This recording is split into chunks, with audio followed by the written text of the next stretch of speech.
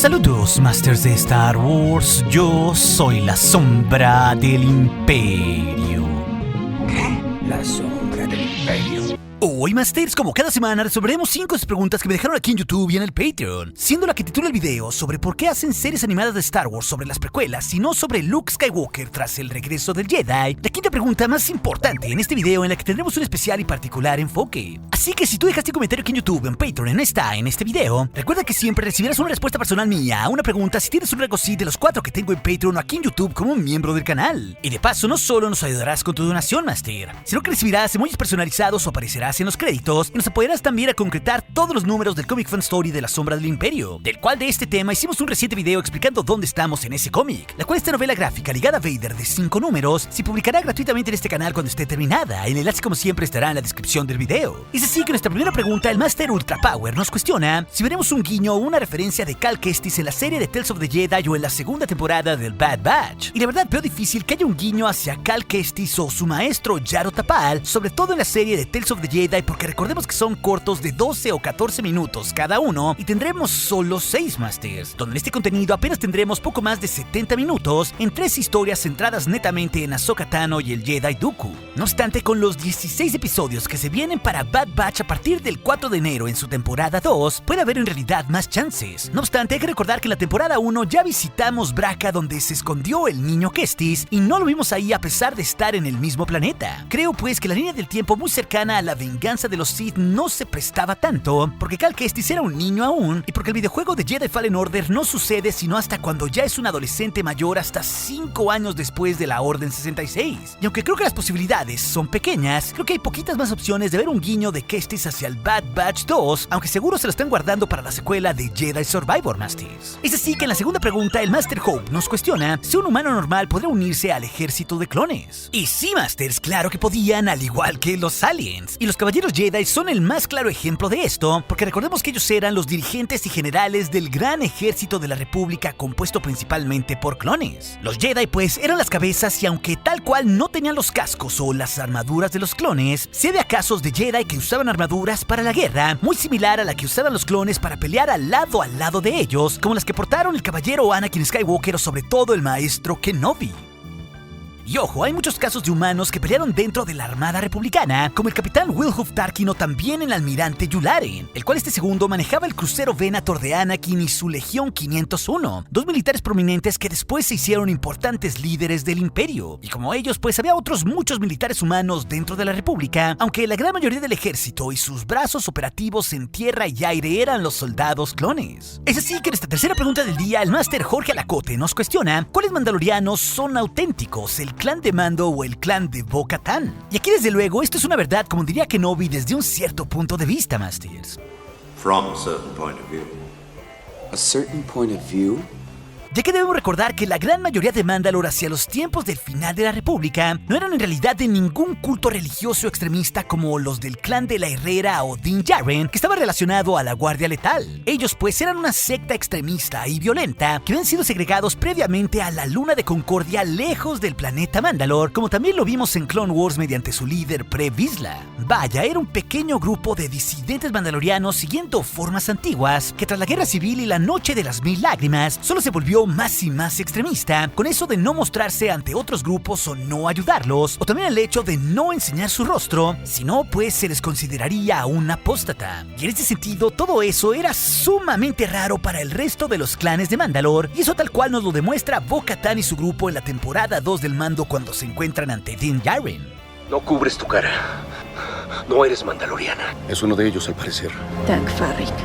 Pero ya vimos en Rebels con otros clanes como el Christ que tampoco eran así, ni tampoco los afines del Imperio como los Saxon, y mucho menos otros de los múltiples clanes que vimos en Mandalore hacia los tiempos de Clone Wars. Todos pues pensaban muy diferente a ese clan extremista, así que en realidad, Masters, eran dos maneras distintas de pensar. No es que hubiera pues unos auténticos Mandalorians, sino que el culto de Din Djarin trataba de seguir los mitos y los viejos preceptos de las canciones de los eones del pasado, siempre guiándose mediante la supremacía del más fuerte. mientras que los clanes de los nuevos Mandalorians que regían hacia los tiempos de la duquesa Satine eran en realidad mucho más pacifistas, intentando alejarse de las formas brutales de Mandalore el Grande, unas formas pues que dividieron Mandalore y que devastaron todo su propio planeta, dejándolo completamente como un desierto. Así que básicamente unos buscaban preservar las formas del pasado y otros guiaban a los clanes de Mandalorians hacia un nuevo futuro y formas, incluyendo en esto mismo Bo-Katan Kryze. Esa era pues su diferencia básica, pero seguro veremos un punto común entre todos estos clanes ahora que su mundo fue arrasado justamente hacia los tiempos de la Nueva República para reunificar su planeta. Es así que en nuestra cuarta pregunta del día, el Master Santi Jedi nos cuestiona si veremos cómo Ahsoka purifica los Kyvers del sexto hermano en la serie Tales of the Jedi. Y yo creo, Masters, que hay muchas posibilidades de acercarnos a algo así en una de las historias de los cortos Tales of the Jedi, en esa que está ubicada post-Orden 66 con Ahsoka enfrentándose en el planeta Rada a un misterioso inquisidor que tiene toda la pinta de ser un sexto hermano rediseñado, porque luce pues ligeramente distinto a los cómics, pero definitivamente tiene toda la pinta de ser él.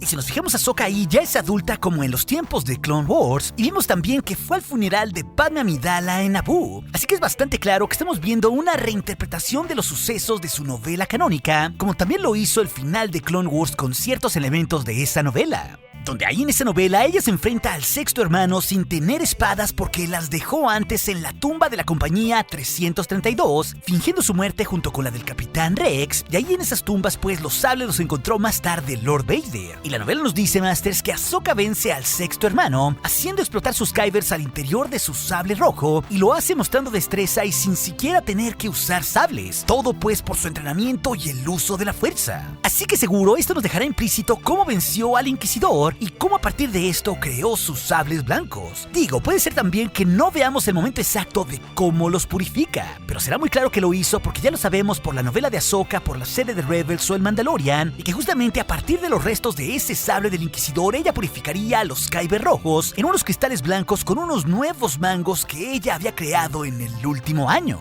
Al menos, pues eso es lo que nos dice la novela. Pero claro, ciertos elementos serán reinterpretados por la narrativa de Dave Filoni en Tales of the Jedi. Es así que en nuestra quinta y pregunta final, que titula el video, el Master Sergi Fernández nos cuestiona por qué hacen series animadas de las precuelas y no de Luke Skywalker tras los eventos del regreso del Jedi. Y bueno, Masters, hay que recordar que el periodo más explorado y del que más horas activas se tienen son precisamente el de las precuelas. Sobre todo pues por el contenido animado de Clone Wars, porque el creador George Lucas junto con Dave Filoni creó esa serie tras la trilogía de las precuelas para llenar el vacío de los 3 años de lo que pasó en la guerra entre la República y los separatistas. Esto pues en un contenido para una nueva generación. Pero en el pasado pues tras el regreso del Jedi hubo también distinto tipo de contenido que no fue precisamente centrado en Luke Skywalker, como pasó por ejemplo con la serie de los Ewoks animada o también con la serie de los droides. Y también pues hubo mucho contenido y videojuegos sobre todo del universo expandido que ayudó pues a complementar ciertos momentos de Luke Skywalker y compañía.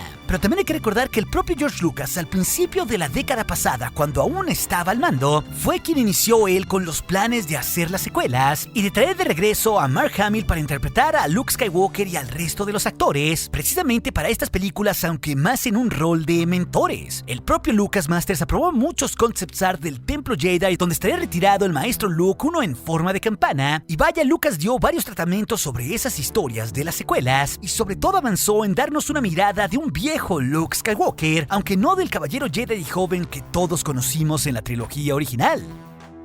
También hay que recordar aquí que Lucas siempre tuvo planes como con la serie de Star Wars Underworld de hacer algo en el live action, una serie diseñada hacia el final de los 2000, de la cual se escribieron más de 120 capítulos que no llegó a realizarse por lo cara que era y de la cual solo tenemos parcialmente un capítulo piloto, porque recordemos que en aquella época no había la tecnología como sí la hay ahora para abaratar las cosas con el volumen. Sí había pues intenciones de Lucas de contar otras eras o historias que eran poco exploradas como la era imperial con esa serie. Pero en el caso de la era post-regreso del Jedi, lo único que teníamos era las secuelas y había en realidad un gran vacío de 30 años entre el episodio 6 y el 7. Pero justo lo que lo cambió todo, Masters, fue la serie live action del Mandalorian que la rompió, siendo uno de los contenidos más visto en la historia de Disney Plus. Y ojo, sabemos que también que Dave Filoni, el Padawan de George Lucas, el cual hizo la serie animada de Rebels, nos dio muchas conexiones en esa serie hacia ciertos personajes de las precuelas y también de la trilogía original, siendo pues pues un eslabón entre esas dos. Y tras concluir Rebels, que queda inconclusa, el propio Filoni tenía planes de hacer una secuela de Rebels, donde muy posiblemente ahí veríamos más de la historia de Luke Skywalker, porque recordemos que Rebels acaba en el comienzo de la Guerra Civil Galáctica. Es más, Masters, el propio Dave Filoni ha declarado que tiene varias historias y que sabe bien cómo rayos Ahsoka y Luke Skywalker se conocieron, incluso antes de que los viéramos en el libro de Boba Fett ya como amigos, donde ahí Luke Skywalker ya había construido una academia de entrenamiento Jedi.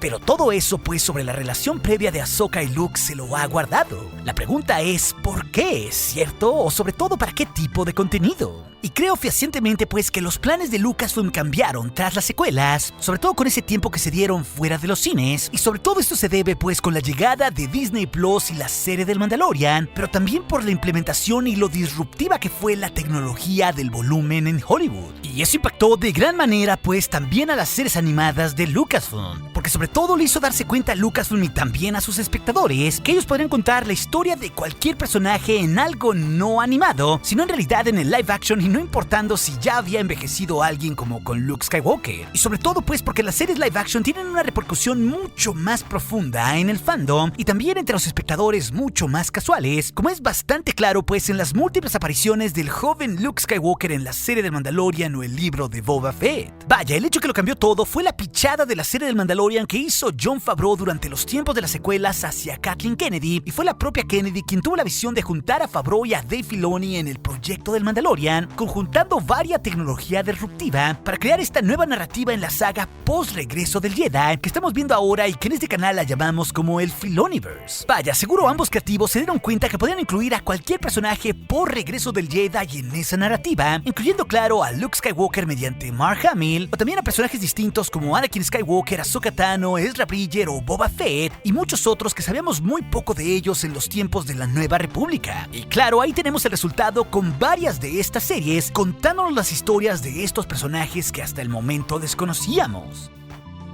Después de todo, Master, sabemos por rumores de fuentes confiables que algún tipo de secuela animada de Rebels se planeó en su momento, y ahora parece que esa idea se modificó totalmente para contarlo todo en el live action. De ahí la diferencia de que Lucasfilm esté priorizando el contenido principal en los tiempos de la Nueva República para el live action y dejando pues el contenido más secundario, por ejemplo, hacia cosas que ya contó como con las precuelas, como se puede ver en la serie Tales of the Jedi, o también claro en una serie digamos más secundaria o para un público más infantil como lo es Bad Batch. Y esto sobre sentarse en el live action también se da porque Lucasfilm siempre ha sido punta de lanza tecnológica en Hollywood, retando sobre todo los límites de la industria, porque no nos olvidemos pues que el propio George Lucas fundó todos los efectos especiales o de sonido que se usan hoy en Hollywood, o también pues él fue el primero en grabar una película totalmente digital como lo hizo con el Ataque de los Clones, y eso pues ha llevado a innovar a todas las cabezas que están en Lucasfilm, creando pues la tecnología del volumen que abarató de gran manera las series, y esto pues sin dejar de considerar la tecnología del rejuvenecimiento facial mediante el deepfake y también esa máquina trazadora de rostros conocida como el huevo, algo que hizo que cualquier actor se vea real en su forma juvenil como pasa con Luke Skywalker. Por eso pues es muy claro desde el Investor Day de Disney de diciembre del 2020 hasta la fecha que los planes de Lucasfilm es comerse el mundo no en lo animado. Claro, no dejarán de hacer contenido animado en diferentes eras, pero lo principal en lo que se centrarán es llenar ese hueco que ya les mencioné de 30 años entre el regreso del Jedi y el propio Luke Skywalker mediante un montón de historias o series donde él seguramente aparecerá, como ya lo hizo pues en el Mandalorian o el libro de Boba Fett, y posiblemente en una de esas también lo veamos en la serie de Ahsoka o hasta en Skeleton Crew.